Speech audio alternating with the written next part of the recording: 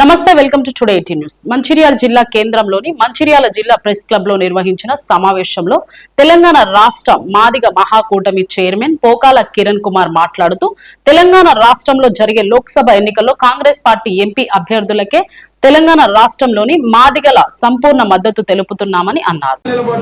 కాంగ్రెస్ అభ్యర్థులను గెలిపించవలసిందిగా మొత్తం మాదిగ సమాజానికి పిలుపునిచ్చినాం. మనం కాంగ్రెస్ కి ఎందుకు ఓటేయాలి, కాంగ్రెస్ పార్టీ మనకెందుకు ప్రధాన శత్రువు అయింది, ఈ విషయాన్ని మొత్తం నా మాదిగ సమాజానికి చేతులు జోడించి మీకు చెప్పదలుచుకున్నాం. ఎందుకు మనం ఓటేయాలంటే కాంగ్రెస్ మాదిగల శత్రువు కాదు. నేను మాదిగల శత్రువు కాదనడానికి కారణాలతో చెప్తా. 1994లో మొదలైన ఎంఆర్పిఎస్ ఉద్యమం, ఎస్సీ ఏబిసిడి వర్గీకరణ కావాలని జరిగిన ఈ ఉద్యమం 2024 వరకు ఈ ప్రయాణం ఎటుపోయిందో మీకు చెప్పాల్సిన బాధ్యత మా మీద ఉంది. 94లో తెలుగుదేశం బీజేపీకి కట్టుబానిసగా ఒప్పందం చేసుకున్న ఈ మందకృష్ణ మాదిగా 2024 వరకు కంటిన్యూగా కూడా బీజేపీ తెలుగుదేశం పార్టీలకి ఏజెంట్గా ఉండు తప్ప ఏ రోజు కాంగ్రెస్ పార్టీకి అండగా లేడు. పోయిన పార్లమెంట్ ఎన్నికల్లో రాహుల్ గాంధీ గారి సభలో చెప్పింది ఇదే వ్యక్తి, కాంగ్రెస్ మాదిగలకు న్యాయం చేస్తుంది, కాంగ్రెస్ తప్ప మాదిగలకు న్యాయం చేసే పార్టీ దేశంలోనే లేదు. రాహుల్ గాంధీ గారి మీద మాకు ఎంతో విశ్వాసం ఉంది, సోనియా గాంధీ గారి మీద మాకు విశ్వాసం ఉందని చెప్పేసి ప్రకటన చేసిన ఈ మందకృష్ణ మాదిగ ఈయన ఇంకా రాహుల్ గాంధీ గారు ప్రధానమంత్రి కాలే, కాంగ్రెస్ పార్టీ కేంద్రంలో అధికారంలోకి రాలే, అప్పుడే కాంగ్రెస్ మాదిగల ప్రధాన శత్రువు ఎట్లయిందో ఈ యొక్క మాదిగల ద్రోహి అనేటువంటి మందకృష్ణ ఈ యొక్క మోతుకుపల్లి నరసింహులు చెప్పాల్సినటువంటి అవసరం ఉన్నది.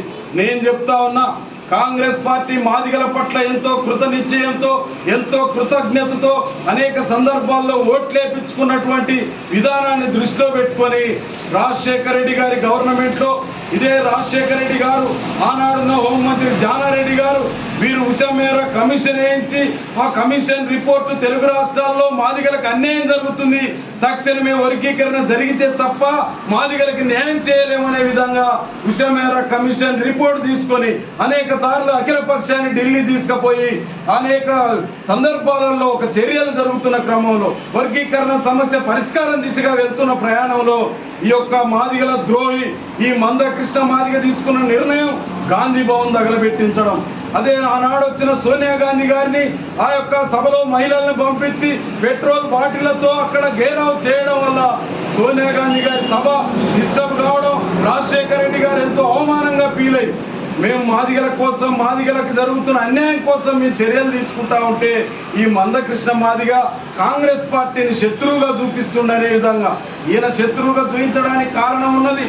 ఎందుకంటే వర్గీకరణ జరిగితే కాంగ్రెస్ పార్టీ సమస్య పరిష్కారం చేస్తే మాదిగ సమాజం మొత్తం కాంగ్రెస్ వైపు వెళ్ళిపోతారనే కుట్రలో భాగంగా ఆనాడు తెలుగుదేశం బీజేపీ పార్టీలు ఏదైతే పనిన కుట్ర ఉన్నదో దాంట్లో భాగస్వామ్యం మాదిగలకి వర్గీకరణ సమస్య పరిష్కారం కాకుండా చేసినటువంటి వ్యక్తి మొదటి వ్యక్తి ఇదే మందకృష్ణ మాదిగ గారు.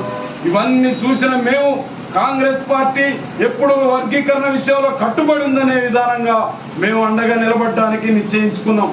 కాంగ్రెస్ పార్టీ ఎప్పుడు మాదిగలకు వ్యతిరేకంగా లేదని చెప్పడానికి మేము నిజంగా వాస్తవికంగా చెప్పడానికి మేము ధైర్యంగా చెప్తా ఉన్నాం.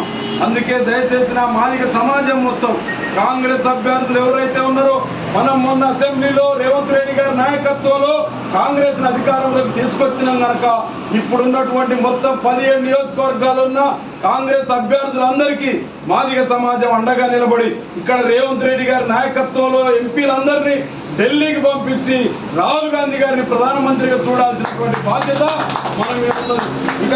ఇక మీకు ఇంకో విషయం, ఈరోజు పెద్దపల్లి నియోజకవర్గానికి వచ్చినాం. పెద్దపల్లి నియోజకవర్గంలో నా మాల సామాజిక వర్గమైనటువంటి ఎంతో కురువృద్ధుడైనటువంటి దళిత సమాజం కోసం ఎంతో సేవ చేసినటువంటి గడ్డం వెంకటస్వామి గారు, మీకు గుడిసెల వెంకటస్వామి గారు అంటే ప్రతి ఒక్కరికి తెలుసు. ఈయన ఏ రోజు కూడా ఏబిసిడి వర్గీకరణ విషయంలో ఏ పార్లమెంట్లో కానీ ఏ అసెంబ్లీలో కానీ వర్గీకరణ వద్దని ఏనాడు చెప్పలే. మీరు ఏ రికార్డులు తీసుకున్నా వెంకటస్వామి గారు ఎప్పుడు దళితుల ఐక్యత కోసం మాల మాదిగలకు సమాన వాటాలు పంచే విషయంలో రాజకీయంగా తాను ఎంతో కృషి చేసినటువంటి పెద్దలు వెంకటస్వామి గారు, వారి కుటుంబం పరంగా ఈరోజు ఇక్కడికి వారి మనవడైనటువంటి కృష్ణ మన వంశీ కృష్ణ గారు ఇక్కడ ఎంపీగా ఈరోజు చేస్తా ఇక్కడ సమాజం మొత్తం మాలలకు మనం వ్యతిరేకంగా ఉద్యమం నడిపినాం అంటున్నాం. కానీ నేను చెప్తా ఉన్నా 59 కులాలు ఏవైతే ఉన్నాయో ఎస్టీ వర్గీకరణ సమస్యలో 59 కులాల నాయకత్వం అవసరమని తెలంగాణ మాదిగ సంఘాల మహాకూటమి భావిస్తా ఉంది. ఒక మాదిగలే కాదు దీన్ని పోరాడాల్సింది, ఇందులో ఉన్న ప్రతి ఎస్టీలో ఉన్న ప్రతి కులం బాధ్యత. కానీ అన్నదమ్ములుగా సమన్వయం చేసుకొని ఈ సమస్య పరిష్కారం కోసం ఇదే మన గడ్డ వంశీకృష్ణని పార్లమెంట్ లో ఈ సమస్య ఐక్యత కోసం మాట్లాడించే విధంగా ఆ కుటుంబాన్ని కూడా మెప్పించి వాళ్ళ తాతగారి ఆశయాన్ని నెరవేర్చడానికే వంశీకృష్ణని కూడా గెలిపించుకోవాల్సిన బాధ్యత. మన సమస్య పరిష్కారం కోసం మన అన్నదమ్ములో భాగంగా మన యొక్క సమస్య కోసం మన వంశీకృష్ణని కూడా రేపు పార్లమెంట్ లో ఈ బిల్లు పెట్టేటప్పుడు కూడా అండగా నిలబడాల్సినటువంటి అవసరం మన వంశీకృష్ణకు ఉంది. అదేవిధంగా ఆదిలాబాద్ లో మన గిరిజన బిడ్డ అనేటువంటి సుగుణక్క పోటీ చేస్తా ఉంది. ఆమె పక్షాన కూడా అక్కడ ఉన్నటువంటి మతోన్మాద బీజేపీకి కానీ అక్కడ ఉన్న 10 ఏళ్ళు దళితులని గిరిజనుల్ని వంచి మోసం చేసి అవమానపరిచి 10 ఏళ్ళు కనీసం స్వేచ్ఛ లేకుండా చేసిన దుర్మార్గపు బీఆర్ఎస్ కుటుంబ నేతృత్వ పరిపాలనని ఓడించిన తెలంగాణ ప్రజలు అక్కడ మన సుగుణక్కను కూడా భారీ మెజార్టీతో కాంగ్రెస్ అభ్యర్థిగా గెలిపించాలన్న మాదిగ సమాజానికి యావత్ తెలంగాణ ప్రజలకు పిలుపునిస్తూ ఇక రేపు జరగబోయే ఎన్నికల్లో మరొక్కసారి చెప్తా ఉన్నా, ఏబిసిడి వర్గీకరణ సమస్య పరిష్కారంతో పాటు కాంగ్రెస్ పార్టీ ఇచ్చిన హామీలను నెరవేర్చకపోతే తిరిగి ఇదే మాదిగ సమాజం మొత్తం కూడా కాంగ్రెస్ పార్టీ వైపు యుద్ధం కూడా ప్రకటిస్తుందని చివరిగా తెలియజేస్తూ మేము ఈ యొక్క వంశీకృష్ణ గారి గెలుపులో మొత్తం నా మాదిగ సమాజం అండగా నిలబడుతుందని గర్వంగా రేపు మిమ్మల్ని గెలిపించుకున్నాం మా సోదరునిగా. రేపు మా సమస్య పరిష్కారంలో మీ తాతగారు చూయించిన స్వరవే మీరు చూయించాలనే విధంగా వారిని కూడా మీరు ఇక్కడ నిలబెట్టడానికి అవకాశం ఉంది కనుక మీరు అందరూ వంశీకృష్ణని గెలిపించి సుగుణక్కని గెలిపించవలసిందిగా కోరుతూ సెలవు తీసుకుంటున్నారు. ధర్నాలు చేస్తున్న క్రమంలో ముఖ్యమంత్రి రేవంత్ రెడ్డి గారు పిలవడం జరిగింది. ముఖ్యమంత్రి రేవంత్ రెడ్డి గారు పిలుస్తున్న క్రమంలో మేము అడిగాం, అయ్యా మా మాదిగలకి పార్లమెంట్ స్థానాలలో ఎక్కడ సీట్లు ఇవ్వలేదు, దీనివల్ల మాదిగ సమాజం ఎంతో ఆవేదనతో ఉంది. మీరు కేవలం ఒక మందకృష్ణ అనే మాదిగల ద్రోహిని చూపించి మాదిగలకు అన్యాయం చేయొద్దు, నువ్వు అధికారంలోకి రావడానికి మొత్తం మాదిగ సమాజం మీకు అండగా నిలబడిందని మేము ముఖ్యమంత్రి గారికి చెప్పడం. అదేవిధంగా ఈ పార్లమెంట్ ఎన్నికల్లో మాకు సీటు ఇవ్వకపోవచ్చు, కానీ మాకు భవిష్యత్తులో మీరు ఖచ్చితంగా ఒక రాజ్యసభ 2 ఎమ్మెల్సీలు కార్పొరేషన్ చైర్మన్లు దాదాపు మా జనాభా దామాష ప్రకారం 10 నుంచి 15 సీట్లు 15 కార్పొరేషన్ చైర్మన్లు ఇవ్వాలి. మా అధికారులకు మా ఐఏఎస్ ఐపీఎస్ ఆఫీసర్లలో వాళ్ళ కలెక్టర్ స్థాయి వారికి పోస్టింగ్లు ఇవ్వాలి, ఎస్పీ స్థాయి వారికి పోస్టింగ్లు ఇవ్వాలి, ఇంకా అనేక స్థాయిలలో ఉన్న ఉద్యోగస్తులకు ప్రమోషన్లలో మీ యొక్క ఏదైతే యంత్రాంగంలో ప్రధానమైనటువంటి పోస్టులో మా సమాజాన్ని మా మాదిగా ఉద్యోగస్తులకు అవకాశం ఇవ్వాలని కోరడం జరిగింది. దీనికి ముఖ్యమంత్రి గారు చాలా సానుకూలంగా స్పందించి మాదిగలకు అన్యాయం జరిగిన మాట వాస్తవమే, కానీ ఖచ్చితంగా ఎలక్షన్ తర్వాత మొదట అన్యాయం చేసేది కూడా మేము మాదిగలకే, ఇది మా అధిష్టానం దృష్టికి తీసుకెళ్తాం, అదేవిధంగా మా పార్టీలో చర్చిస్తాం, మాదిగలకి మేము ఖచ్చితంగా న్యాయం చేస్తామా, నా మీద నమ్మకం ఉంచండి అని వారు చెప్పడంతో మొత్తం ఆనాడు ఉన్నటువంటి మాదిగ సంఘాలు మొత్తం కూడా ముఖ్యమంత్రి గారి నిర్ణయాన్ని స్వాగతించాం. ఈ పరిస్థితులలో మేమేం చేయాలి? ఇదే మాదిగల ద్రోహి అంటున్నటువంటి మందకృష్ణ మాదిగ ఒక పక్కన 30 సంవత్సరాలుగా మాదిగలకు ద్రోహం చేస్తున్న తీరు, అదేవిధంగా ఇదే మందకృష్ణను అడ్డం పెట్టుకొని 30 ఏళ్లుగా తెలుగుదేశం పార్టీలో అనేక పదవులు అనుభవించినటువంటి ఈ యొక్క ఇంకో మాదిగల ద్రోహి అయిన మోత్పల్లి నరసింహులు ఒక పక్కన మాదిగ జాతిని నాశనం చేసి మాదిగల అస్తిత్వాన్ని కోల్పోయే స్థితికి తీసుకొస్తున్న ఈ క్రమంలో మేము ముఖ్యమంత్రి గారు ఇచ్చిన హామీకి విశ్వసించి మొత్తం మాదిగ సంఘాల మహాకూటమి మొత్తం పార్లమెంటు 17 నియోజకవర్గాల్లో పర్యటించి కాంగ్రెస్ కి అండగా నిలబడ్డాం. కాంగ్రెస్ అభ్యర్థులను గెలిపించవలసిందిగా మొత్తం మాదిగ సమాజానికి పిలుపునిచ్చినాం. మనం కాంగ్రెస్ కి ఎందుకు ఓటేయాలి? కాంగ్రెస్ పార్టీ మనకెందుకు ప్రధాన శత్రువు అయింది? ఈ విషయాన్ని మొత్తం నా మాదిగ సమాజానికి చేతులు జోడించి మీకు చెప్పదలుచుకున్నాం. ఎందుకు మనం ఓటేయాలంటే కాంగ్రెస్ మాదిగల శత్రువు కాదు. నేను మాదిగల శత్రువు కాదనడానికి కారణాలతో చెప్తా.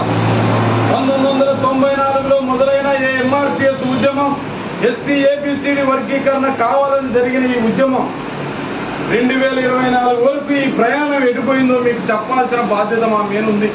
94లో తెలుగుదేశం బీజేపీకి కట్టుబానిసగా ఒప్పందం చేసుకున్న ఈ మందకృష్ణ మాదిగ 2024 వరకు కంటిన్యూగా కూడా బీజేపీ తెలుగుదేశం పార్టీలకి ఏజెంట్గా ఉండు తప్ప ఏ రోజు కాంగ్రెస్ పార్టీకి అండగా లేడు.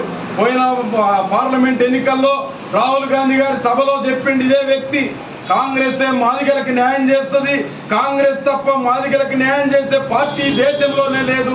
రాహుల్ గాంధీ గారి మీద మాకు ఎంతో విశ్వాసం ఉంది, సోనియా గాంధీ గారి మీద మాకు విశ్వాసం ఉందని చెప్పేసి ప్రకటన చేసిన ఈ మందకృష్ణ మాదిగ ఈయన ఇంకా రాహుల్ గాంధీ గారు ప్రధానమంత్రి కాలే, కాంగ్రెస్ పార్టీ కేంద్రంలో అధికారంలోకి రాలే, అప్పుడే కాంగ్రెస్ మాదిగల ప్రధాన శత్రువు ఎట్లయిందో ఈ యొక్క మాదిగల ద్రోహి అనేటువంటి మందకృష్ణ ఈ యొక్క మోతుకుపల్లి నరసింహులు చెప్పాల్సినటువంటి అవసరం ఉన్నది. నేను చెప్తా ఉన్నా, కాంగ్రెస్ పార్టీ మాదిగల పట్ల ఎంతో కృతనిశ్చయంతో ఎంతో కృతజ్ఞతతో అనేక సందర్భాల్లో ఓట్లేపించుకున్నటువంటి విధానాన్ని దృష్టిలో పెట్టుకొని రాజశేఖర రెడ్డి గారి గవర్నమెంట్లో ఇదే రాజశేఖర రెడ్డి గారు, ఆనాడున్న హోంమంత్రి జానారెడ్డి గారు వీరు ఉషమేర కమిషన్ వేయించి ఆ కమిషన్ రిపోర్టు తెలుగు రాష్ట్రాల్లో మాదిగలకు అన్యాయం జరుగుతుంది, తక్షణమే వర్గీకరణ జరిగితే తప్ప మాదిగలకు న్యాయం చేయలేమనే విధంగా ఉషమేర కమిషన్ రిపోర్ట్ తీసుకొని అనేక సార్లు అఖిల పక్షాన్ని ఢిల్లీ తీసుకుపోయి అనేక సందర్భాలలో ఒక చర్యలు జరుగుతున్న క్రమంలో వర్గీకరణ సమస్య పరిష్కారం దిశగా వెళ్తున్న ప్రయాణంలో ఈ యొక్క మాదిగల ద్రోహి ఈ మందకృష్ణ మాదిగ తీసుకున్న నిర్ణయం గాంధీ భవన్ తగలబెట్టించడం. అదే ఆనాడు వచ్చిన సోనియా గాంధీ గారిని ఆ యొక్క సభలో మహిళలను పంపించి పెట్రోల్ బాటిళ్లతో అక్కడ గేరావ్ చేయడం వల్ల సోనియా గాంధీ గారి సభ డిస్టర్బ్ కావడం, రాజశేఖర రెడ్డి గారు ఎంతో అవమానంగా ఫీల్ అయ్యి మేము మాదిగల కోసం మాదిగలకు జరుగుతున్న అన్యాయం కోసం మేము చర్యలు తీసుకుంటా ఉంటే ఈ మందకృష్ణ మాదిగ కాంగ్రెస్ పార్టీని శత్రువుగా చూపిస్తుండనే విధంగా ఈయన శత్రువుగా చూపించడానికి కారణం ఉన్నది. ఎందుకంటే వర్గీకరణ జరిగితే కాంగ్రెస్ పార్టీ సమస్య పరిష్కారం చేస్తే మాదిగ సమాజం మొత్తం కాంగ్రెస్ వైపు వెళ్ళిపోతారనే కుట్రలో భాగంగా ఆనాడు తెలుగుదేశం బీజేపీ పార్టీలు ఏదైతే పనిన కుట్ర ఉన్నదో దాంట్లో భాగస్వామ్యం మాదిగలకి వర్గీకరణ సమస్య పరిష్కారం కాకుండా చేసినటువంటి వ్యక్తి మొదటి వ్యక్తి ఇదే మందకృష్ణ మాదిగ గారు. ఇవన్నీ చూసిన మేము కాంగ్రెస్ పార్టీ ఎప్పుడు వర్గీకరణ విషయంలో కట్టుబడి ఉందనే విధానంగా మేము అండగా నిలబడడానికి నిశ్చయించుకున్నాం. కాంగ్రెస్ పార్టీ ఎప్పుడు మాదిగలకు వ్యతిరేకంగా లేదని చెప్పడానికి మేము నిజంగా వాస్తవికంగా చెప్పడానికి మేము ధైర్యంగా చెప్తా ఉన్నాం. అందుకే దయచేసి నా మాదిగ సమాజం మొత్తం కాంగ్రెస్ అభ్యర్థులు ఎవరైతే ఉన్నారో మనం మొన్న అసెంబ్లీలో రేవంత్ రెడ్డి గారి నాయకత్వంలో కాంగ్రెస్ అధికారంలోకి తీసుకొచ్చినాం కనుక ఇప్పుడున్నటువంటి మొత్తం 17 నియోజకవర్గాలు ఉన్న కాంగ్రెస్ అభ్యర్థులందరికీ మాదిగ సమాజం అండగా నిలబడి ఇక్కడ రేవంత్ రెడ్డి గారి నాయకత్వంలో ఎంపీలందరినీ ఢిల్లీకి పంపించి రాహుల్ గాంధీ గారిని ప్రధానమంత్రిగా చూడాల్సినటువంటి బాధ్యత మన మీద ఉన్నది. ఇక మీకు ఇంకో విషయం, ఈరోజు పెద్దపల్లి నియోజకవర్గానికి వచ్చినాం. పెద్దపల్లి నియోజకవర్గంలో మాల సామాజిక వర్గమైనటువంటి ఎంతో కురువృద్ధుడైనటువంటి దళిత సమాజం కోసం ఎంతో సేవ చేసినటువంటి గడ్డం వెంకటస్వామి గారు, మీకు గుడిసెల వెంకటస్వామి గారు అంటే ప్రతి ఒక్కరికి తెలుసు. ఈయన ఏ రోజు కూడా ఏబిసిడి వర్గీకరణ విషయంలో ఏ పార్లమెంట్లో కానీ ఏ అసెంబ్లీలో కానీ వర్గీకరణ వద్దని ఏనాడు చెప్పలే. మీరు ఏ రికార్డులు తీసుకున్నా వెంకటస్వామి గారు ఎప్పుడు దళితుల ఐక్యత కోసం మాదిగలకు సమాన వాటాలు పంచే విషయంలో రాజకీయంగా తాను ఎంతో కృషి చేసినటువంటి పెద్దలు వెంకటస్వామి గారు, వారి కుటుంబం పరంగా ఈరోజు ఇక్కడికి వారి మనవడైనటువంటి కృష్ణ మన